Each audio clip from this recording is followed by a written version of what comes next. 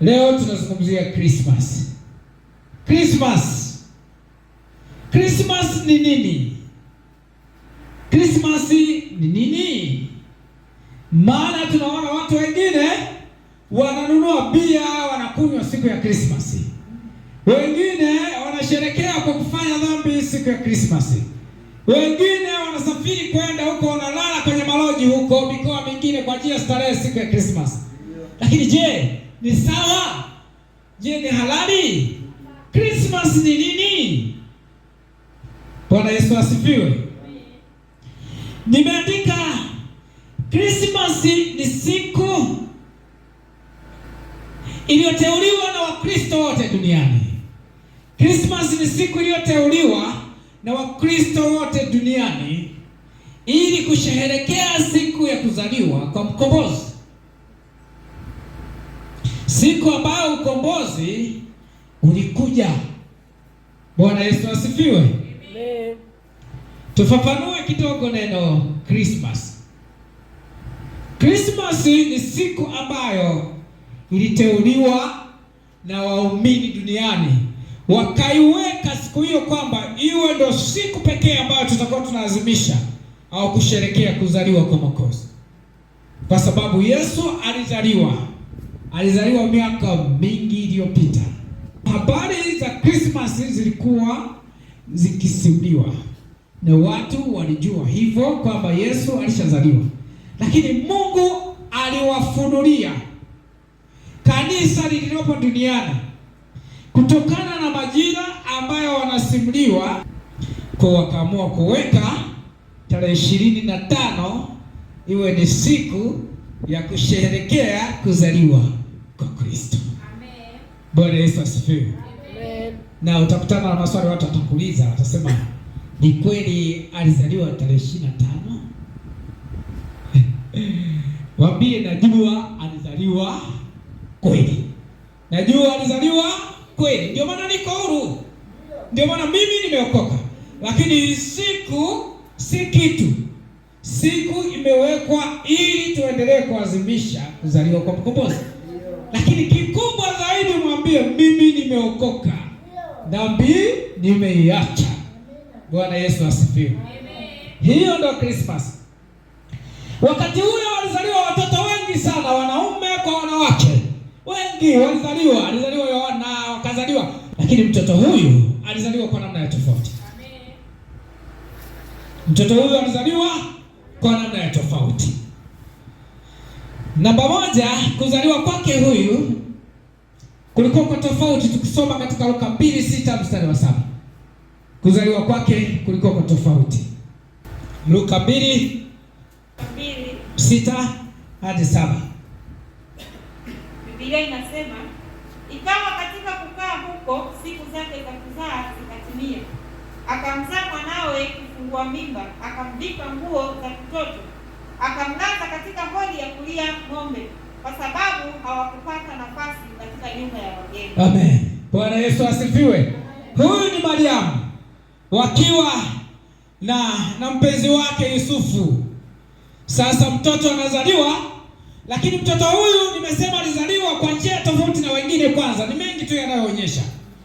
Kwanza alizaliwa bila baba, ni kwa uweza wa Roho Mtakatifu, Biblia inasema. Lakini pia alizaliwa kwenye hori la ng'ombe, hali ambayo haipo hata sasa hivi. Wakati sasa hivi mtoto anazaliwa kwenye hospitali, na miaka hiyo walikuwa wakunga waliokuwa wanawachukua watoto mikononi, wanawazalisha kutoka kwa wazazi wao na kuwatunza. Lakini huyu alizaliwa kwenye hori la ng'ombe, ni hali isiyokuwa ya kawaida. Bwana Yesu asifiwe. Kumbuka huyu anayezaliwa kwenye hori la ng'ombe ndio yule aliyeacha utajiri katika enzi yake. Aliyeacha ufahari katika enzi yake. Aliyeacha mahali palipotukuka, mahali penye utukufu, mahali ambapo malaika wanamzunguka, na leo anakuja kuzaliwa kwenye hori la ng'ombe ambako kuna samadi na inzi na mafilifili ambao wanatembea kwenye samadi ambazo zimeoza. Amekuja kuzaliwa hapo kwa sababu ya upendo wa ndani sana aliyokuwa nao. Hakujali hata kama atazaliwa katika eneo gani. Tena kazaliwa kwenye mji mdogo kabisa, mji mdogo ambao huwezi kadhania kama mfalme atazaliwa. Alishuka mwanaume kwa hali isiyowezekana kibinadamu kujulikana, akazaliwa. Herode alihangaika na ujio wake. Herode moyo wake ulipata joto, moto ndani ya moyo wa Herode. Akaangamiza na watoto wote akaangamiza, akidhani atampata hapo. Kumbe anapambana na mtu ambaye ni roho Mungu. Haleluya! Yesu Kristo alizaliwa siku ya Christmas. Alizaliwa kutoka kwa Bikira Mariamu. Yesu Kristo alizaliwa, yuko ndani yangu. Ukimwamini anakaa ndani yako, ukiacha dhambi anakaa ndani yako, anaishi na wewe, anakuwa na wewe. Naongea na mtu wa mji huu aliye nyumbani kwake, aliyekaa upenuni, aliyelala kitandani, aliyekaa kwenye kochi. Naongea naye leo, akiokoka, akimwamini Yesu, anakaa katika moyo wake. Haleluya! Yesu Kristo ni mwema. Yeye hakujali fahari yake, alishuka chini kwa duniani kwa mchafu, ili akae katika moyo wangu na moyo wake atakayeamini. Haleluya! Yesu ni mwema sana. Bwana Yesu asifiwe. Hiyo ndio Krismasi. Hiyo ndio Krismasi. Ni mambo ya rohoni. Ni mambo ya rohoni. Ni mambo yanayopatikana katika roho.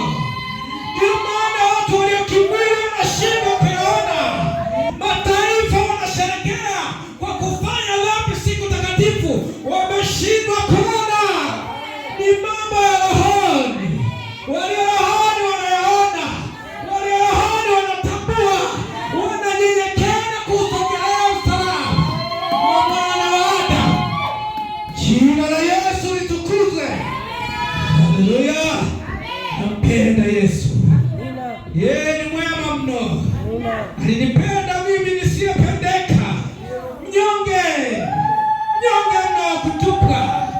Alinipenda Mwafrika mnyonge, nisiye na thamani, nisiye na fahari. Alikuja kae kwenye mwili wangu. Ninafurahia. Halo! Yesu Kristo ni Bwana. Yeye pekee ndiye ambaye atakuja kuchukua waliomwamini, atawanyakua waliojaa nguvu ya Mungu. Watapeperuka hewani, wataishi naye miaka elfu, watakuwa karamu na Bwana, waliopokea ukombozi ambao Mungu alikusudia tangu kuumba kwa misingi ya dunia. Wakati wengine watabaki wanalia, wanagaga, hakuna msamaha tena. Haleluya! Yesu makofi. Adamu na Hawa walipofanya dhambi, Mungu hakuridhika. Japo aliwafukuza bustanini, lakini moyo wa Baba aliendelea kuumia kwamba wanangu nimetengana nao. Aliendelea kufanya mpango wa kuwarudisha karibu naye. Mwishoni alimtuma mwana wa Daudi, Yesu Kristo, ili aje atukomboe. Acha dhambi, acha dhambi. Unayenisikiliza, usishikilie dhambi. Ukombozi ulishashuka. Usishikilie dhambi, achia dhambi, njoo kwa Yesu. Yeye aliye mkuu, abebaye mizigo yetu. Katika Mathayo anasema, leteni mizigo yenu niibebe. Huyo pekee ndio yuko tayari kubeba mizigo yako. Habari hizi ni za kweli. Yesu atakuja kuichukua kanisa. Tushikilie imani, tumshikilie Yesu Kristo, tusimwache. Atakuja kweli. Kuteswa kwake sio bure, kuzaliwa kwake mahali pabaya sio bure, kuacha enzi yake sio bure. Atarudi kuhukumu, tena hukumu yake ni ya kweli. Haipendelei, haiangalii watu warefu, weupe, siri, akisimama mahakamani anahukumu kweli. Ulichokifanya ndicho utakachokiona.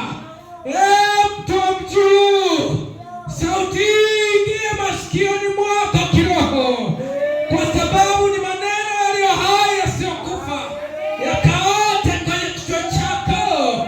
Mungu amwagilie bustani kwenye ubongo wako, mbegu hii ikaote bila kukauka. Pokea Yesu. Halo wapendwa, Mungu awasaidie.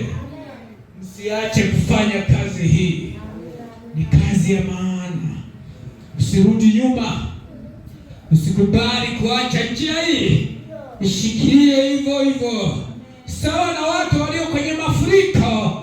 Kama mafuriko yanapita mengi, mtu akikuta limbao anashikilia, mtu akikuta mkungu anashikilia, mtu akikuta ndoo anashikilia, hawezi kuiachia kwa sababu anajua nikiacha hii inazama.